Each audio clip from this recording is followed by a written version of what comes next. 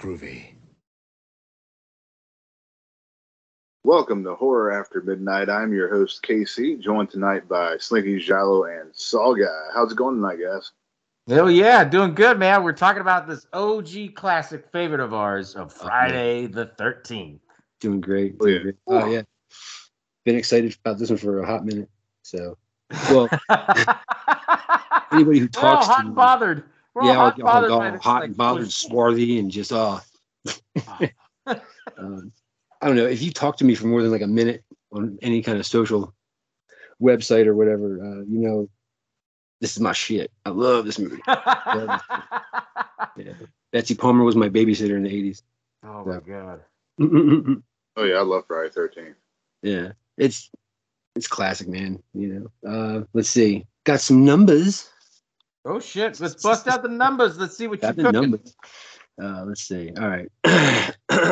Without further ado, let's fanboy enough over this bitch. See, Friday the 13th is a 1980 American independent slasher film. Produced and directed by Sean S. Cunningham, written by Victor Miller. Starring Betsy Palmer, Adrienne King, Harry Crosby, and the Baconator himself, Kevin Bacon. Kevin Bacon. Let's see. The plot follows a group of teenage camp counselors who are murdered one by one by an unknown killer while trying to reopen an abandoned summer camp. Distributed by Paramount Pictures in the U.S. It was distributed by Warner Brothers internationally. I didn't know that until I was looking up this stuff. Came out May 9th, 1980 on a budget of $550,000, $500,000. Took in $59.8 million. That's crazy, dude. That's nuts. And that's 1980s money. That's a lot of fucking money at that time. I didn't do anything for inflation or fluctuate. Yeah. That's like 120 times what they fucking spent, something like that. Hell yeah, because you think about it. They swear by independent movies, man. Like when the slasher cycle hit, everybody made a slasher flick, and they all cost like $1.50. Yeah. And, nickel and a dime, here you go. And, I mean, yeah, that shit's crazy because you think about it. Minimum wage at that time probably was what, $3 an hour, and you think about that they made that much. Like, holy fuck, like that's a lot of money, dude. Well, these movies came out and people were like telling the kids the whole video nasty thing. They were saying, you're not allowed to go see that movie. Well, when you're a teenager, that makes you want to do whatever it is even more. So, they kind of helped feed the beast. Yeah, and after this one came out, there was just like so many like camp slashers, sleepaway camp, all kinds of them. Madman, Burning. They just there's a whole subgenre just camp slashers. I call them camp hack and slash. So I call them. Like this one pretty much like paved the way for like all of the different slashers. Absolutely, like the camp slashers. John Carpenter's always credited with Halloween being the first, and I don't know why, because it's Black Christmas, whatever. There's a bunch of them before him, but Halloween's like pretty when you watch it. Like, it's the composition is almost perfect in every shot. It's packaged with a bow for everybody to enjoy. Yeah, it's a beautiful movie. Yeah, and it's done tastefully because again, there's hardly any blood in that. Then you got Friday the 13th, which is like its uncle that's been to jail and just it just comes in and just, you want to see people hacked up, and they got Tom Savini, man. They got the right guy for the job. Fuck yeah. So all the kills are just boom in your face, what simple formula. It's a body count flick. Yeah. And I think the setting for it sells it a lot. Because you're isolated, obviously, but it's like teenagers in the woods, and this is the 80s, so it's no cell phones, no nothing. At the mercy of a killer who you don't know. And it's another one that has a built-in lore when you're watching the movie, But it starts off, you see these two horny teenagers gonna go nasty, Oh my god! They're like, "Oh my god, you caught us! I'm sorry. It was just we weren't doing nothing. I swear." And they pulled up their pants and then, like she fucking comes up and fucking shakes the shit out of the dude. That was crazy. But even the opening, man, after she goes after Claudette, it does that. The screen goes white and it's like, Like it's fucking awesome. You know. How did it go? Slinks cameras. Oh fuck! Oh my god, dude. You know, I love this fucking movie because the way that they shot it and the way it was, like, it was perfect. It was a perfect recipe for this film because when you see this film, the way how it's like gritty and raw and shit, it looks like a snuff film, and it looks real to the point where it scared the fuck out of people. You know? Yeah. And that's in the 80s, man, summer camp was like a common thing for kids in the summer. You know, that's what they did. So like this, I remember being at camp and shit, and somebody always had a fucking Jason mask. And it was like, oh, then there's the Cropsey legend you'd hear about. So it's like all this stuff. I think that's why I like that subgenre so much, because it's like I was right in the midst of that shit, man. Growing up, you know, you better not fuck around with the leg. Cropsey will get you. Oh shit, you know? So the chick with a dick on sleepaway camp. I'm telling you. Oh shit, yeah. Oh, your gun's digging in my hip. So yeah, just you hear some meat slapping, you know what I'm saying, like this. But those two, like the Burning and Sleepaway Camp, they're more sleazy. But I mean, it's kind of sleazy. Like it, but, you know, good to have a little sleaze. Well, you know, the thing with this story that's so fucking good was the fact that at the time the only big well-known actor was Mrs. Voorhees, Betsy Palmer, you know, and the thing is, she owned this role because this was supposed to be a one and done film. And the way how the whole story, right? Yeah. And it was so successful that how do you bring something back? Like, how do you milk the fuck out of this?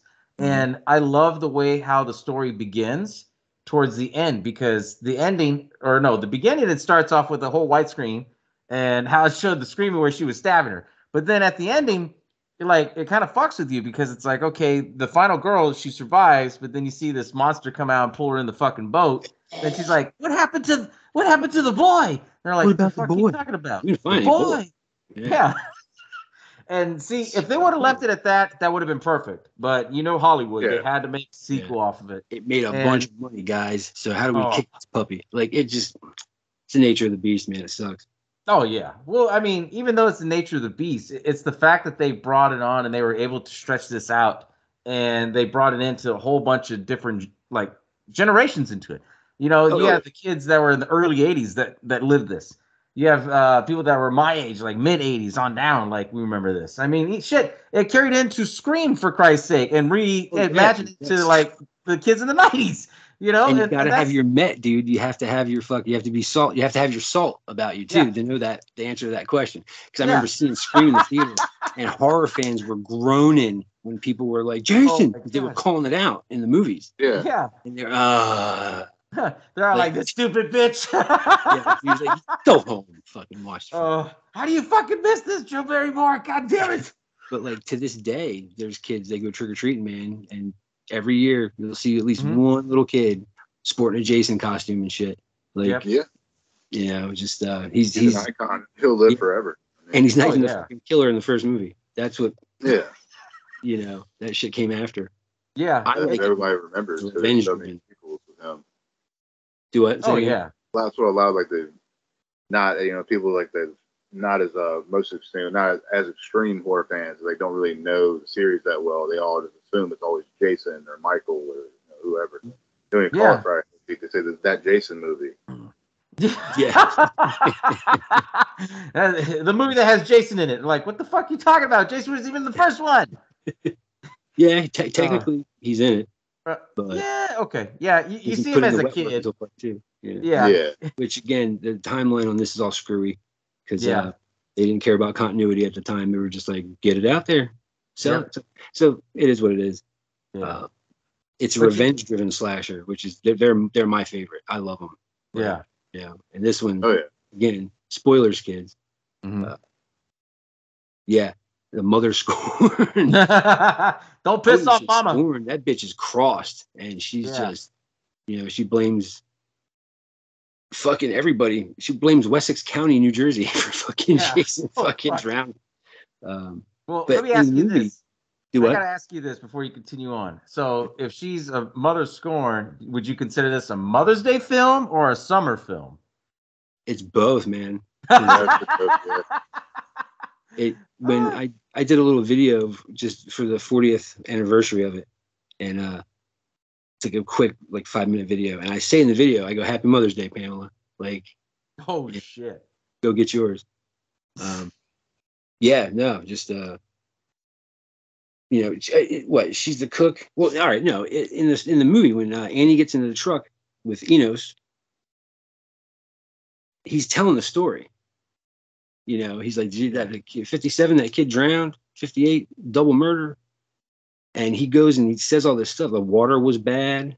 Then there was a series of fires. So it's like somebody has it out for that fucking camp, bro. Yeah. And they're doing everything they can to get it not open. Dude, the water was bad.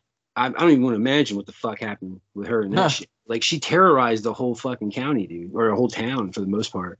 Made sure that they wouldn't come in her backyard. Yeah, she's and again, she's cray. Don't get me wrong. Like, it comes down to just the idea that she didn't want someone else to have to go through what she went through, and she that's feelings.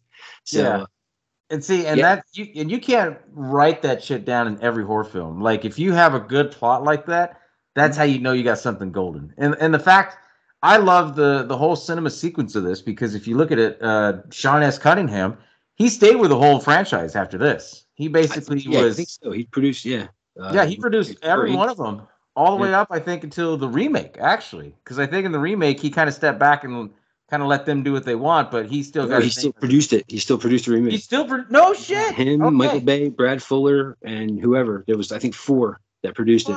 And that do Terror Inc., but his name's in the credits. Yeah. Absolutely. No shit. And that's 40 years after this film, and he's still doing it. So that tells you right then and there that, if you know how to put the butter on that side of the bread, man, that shit will last. And the story on this was really good. Of course, you got to talk about Victor and his whole input on this whole story, because that was the whole thing of why we don't have a Jason film for a while. We didn't have one for 10 years. Yeah. It was the first time we went a whole decade without a Jason film. It's like, It's right. It's fucking from crazy how they did this. From the studio. Yeah. But I mean, lots of fan films, but not actually studio ones.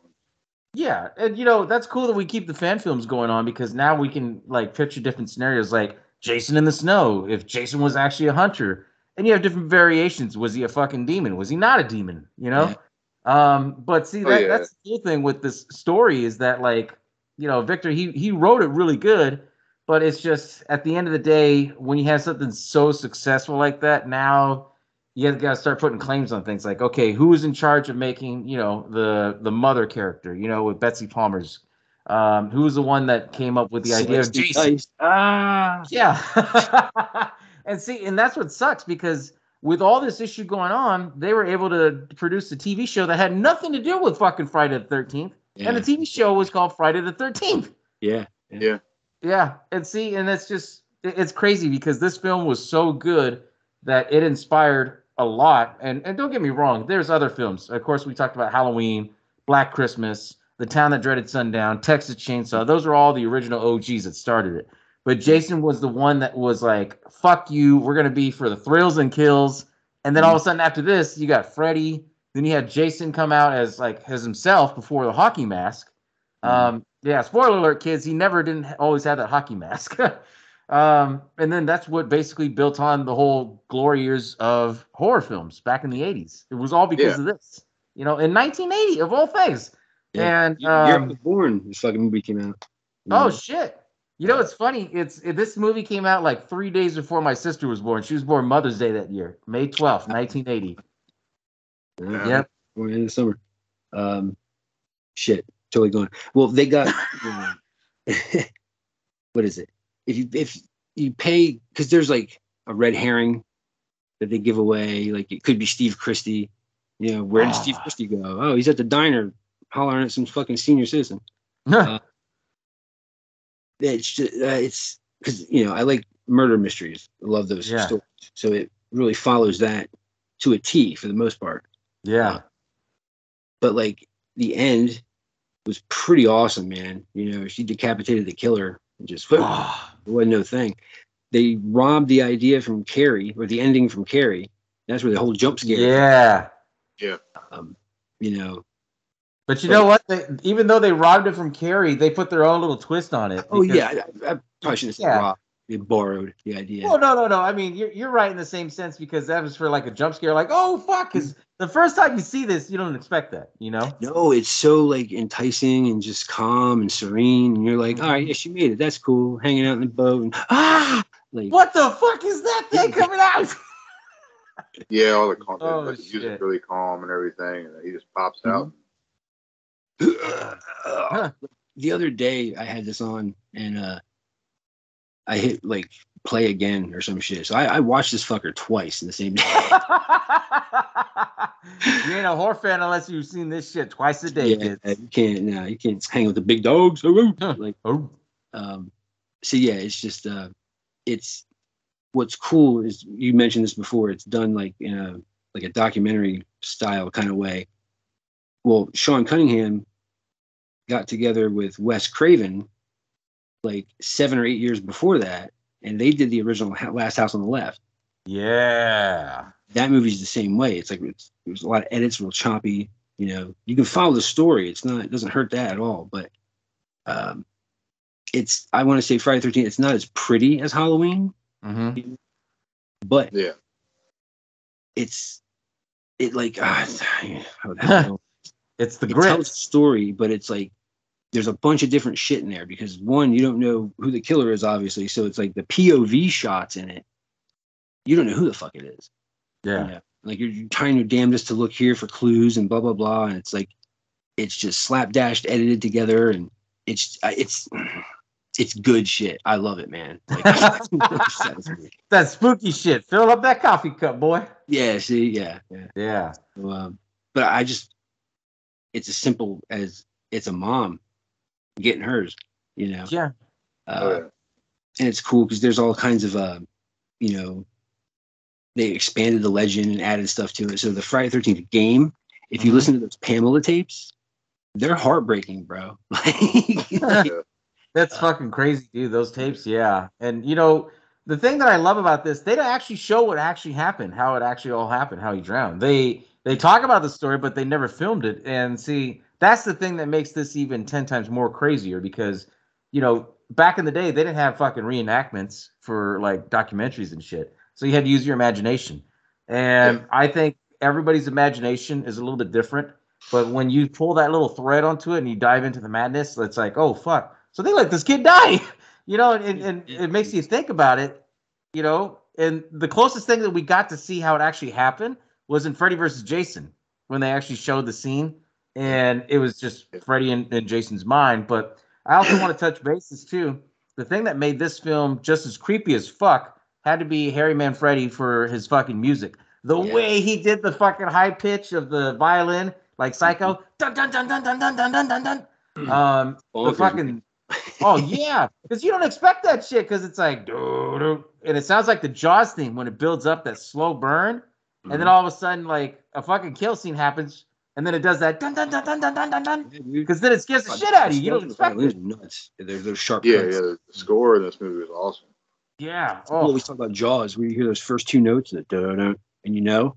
Yeah. This falls in line with that because you hear and you fucking instantly know. You're like, oh, don't fucking in the woods. Like, but this, a lot of people always say, they always cite Halloween where watch it on mute and it's not very scary.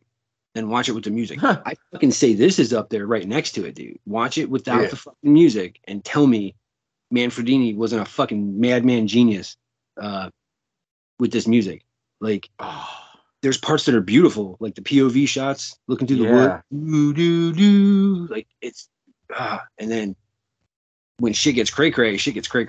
Yeah. So yeah, absolutely. And he had his own style, dude, because he carried it not only just on the Friday the 13th films, but you know he carried it in other films later on, like Slaughter High.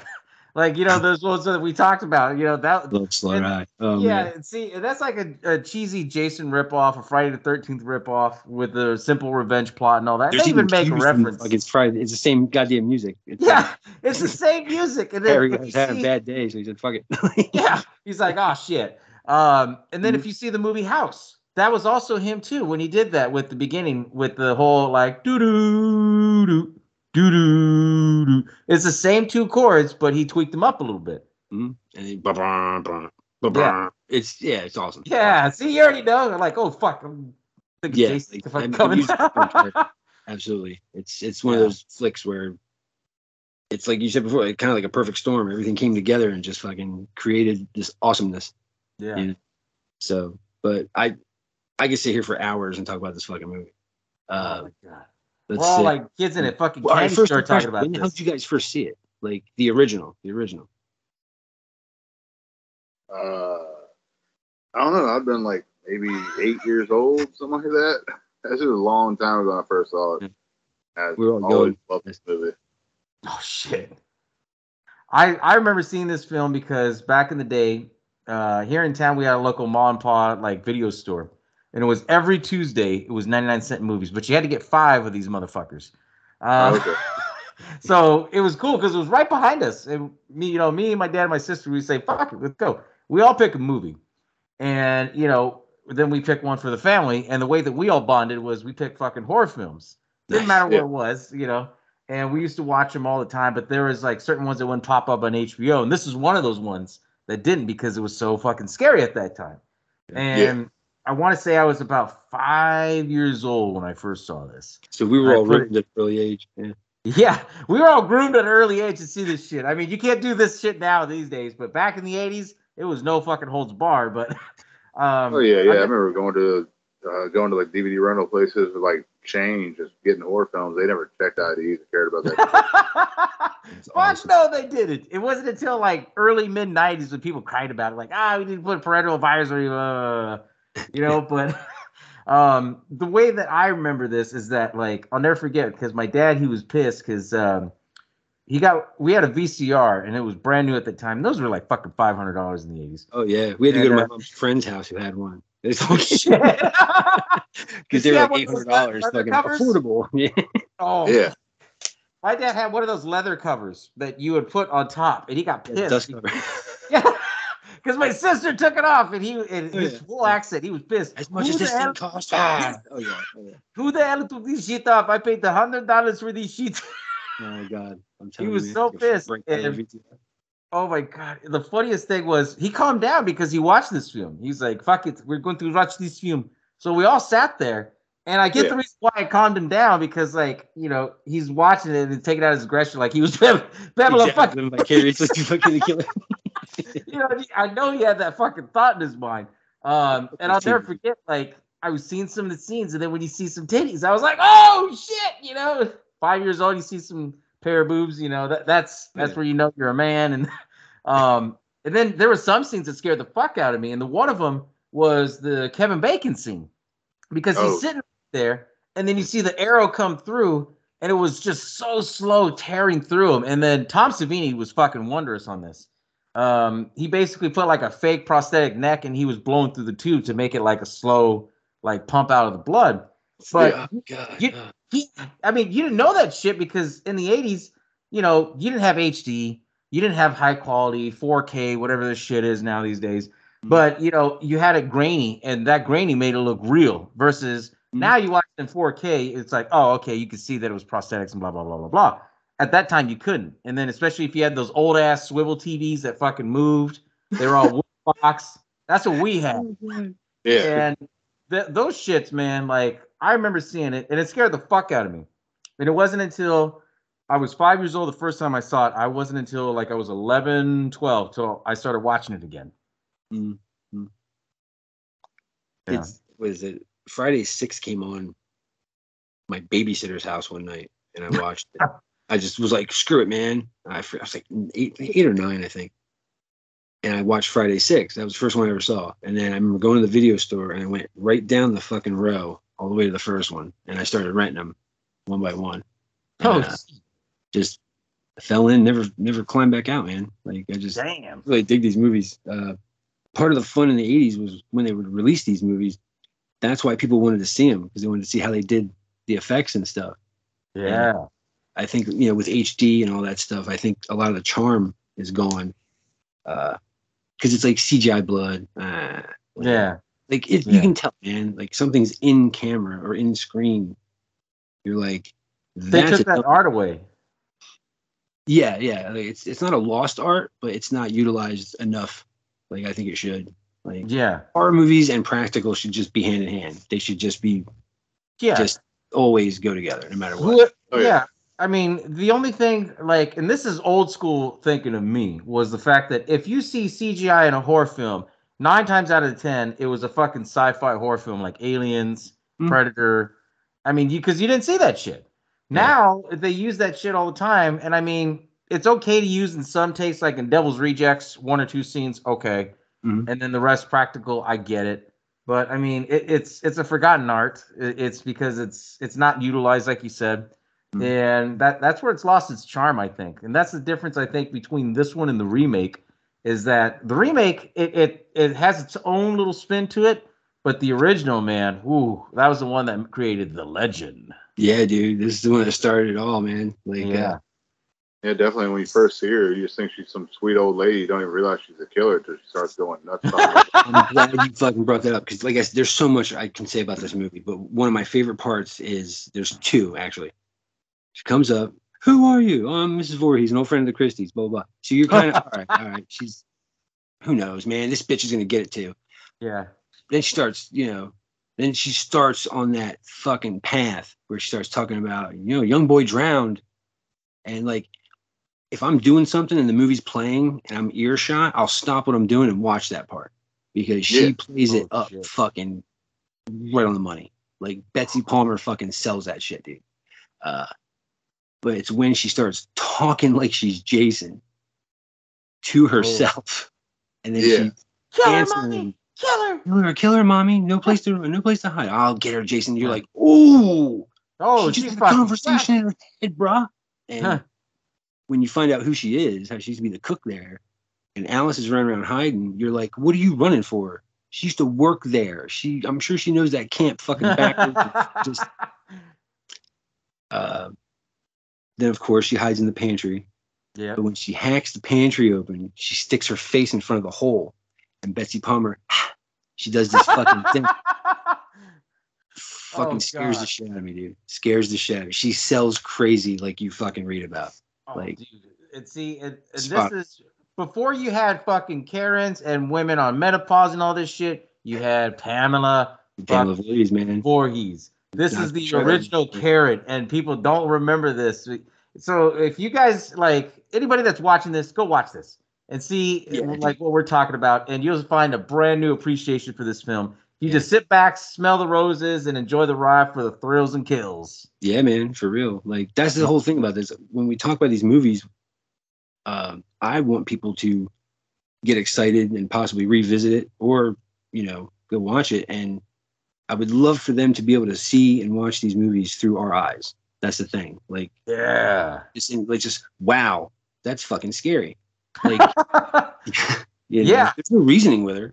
She murdered everybody else there, and this is another one that established the discovery of the bodies. You got Steve Christie hanging out of the fucking tree.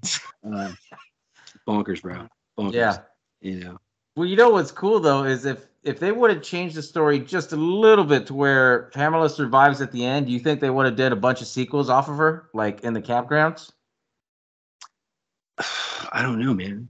I think it might have been silly, maybe, to gone down that path. Obviously, happy with the way things turned out, but yeah, no, I never really thought about that. Actually, it's just that blew your mind. That's where the story ends. Pamela, she gets killed. She dies on the beach of the lake.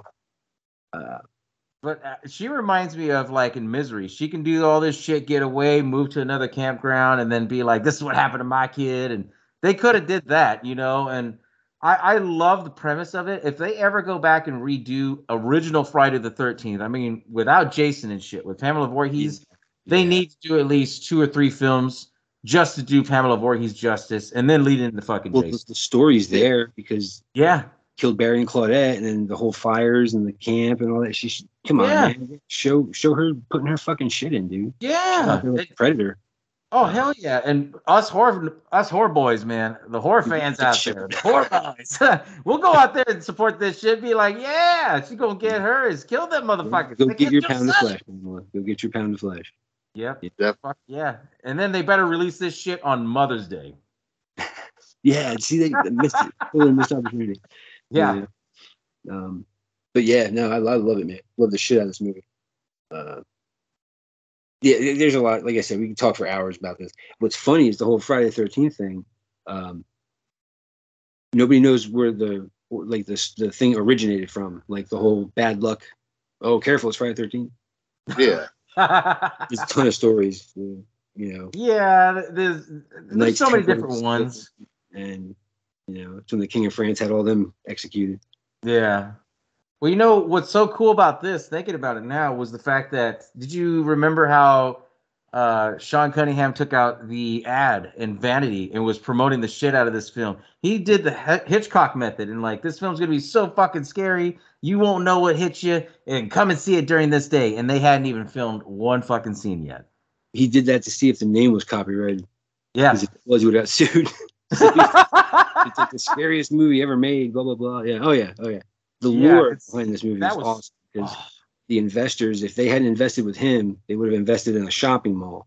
So, thank God. Oh, no shit. Yeah, thank God. Damn. Do you think it was that same shopping mall that's in fucking Day of the Dead or Land of the Dead? It's like J.E. Gray, another fucking Woolworth, like. Oh, fuck. Yeah. That's crazy. Now thinking about it, like, man, that's a weird ass twist on that. Man, yeah. I know more useless shit about this movie. I got books on it. Like it's hardcore, man. Yeah. I'm a little scary with it. So, well, that tells everybody like y'all need to go and check this film out. Just rewatch it, see it through our eyes, and appreciate all the little things because this film's got a death curse on it. It's got a death curse. I love it. And it has a harbinger, crazy round. Fuck man. Yeah, I highly recommend it. And if you haven't seen it, I don't know what you've been doing. But yeah, you don't need that kind of negativity in your life. Oh fuck no! You get it, Mm-hmm. And Mother's Day is right around the corner, so you better start watching this shit. It's and this is a movie my daughter was raised on, like, cause she got all into the effects and stuff. Like, oh, how they do that? Blah, blah, blah. Yeah, bonding, family time.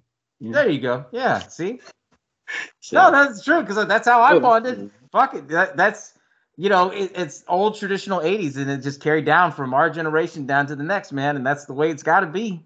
Yeah. Because my mom got me in the horror movies. The whole same thing. You hear it over and over. When somebody's parent got him in the horror movies, blah blah blah. Mm-hmm. So, but yeah, can't say enough cool things about it. Go watch it. Yep. So this one gets me all giddy. So. Oh shit. Yeah. So the next up will be the remake, I guess. Ooh. Yeah. Right. A good one. Tasty. Ooh, fuck yeah. Yeah. So check it out. Stay tuned and see what we have to say about that. Yeah. But, see you guys next time. Yeah. Fuck it. Let's go watch Friday the 13th.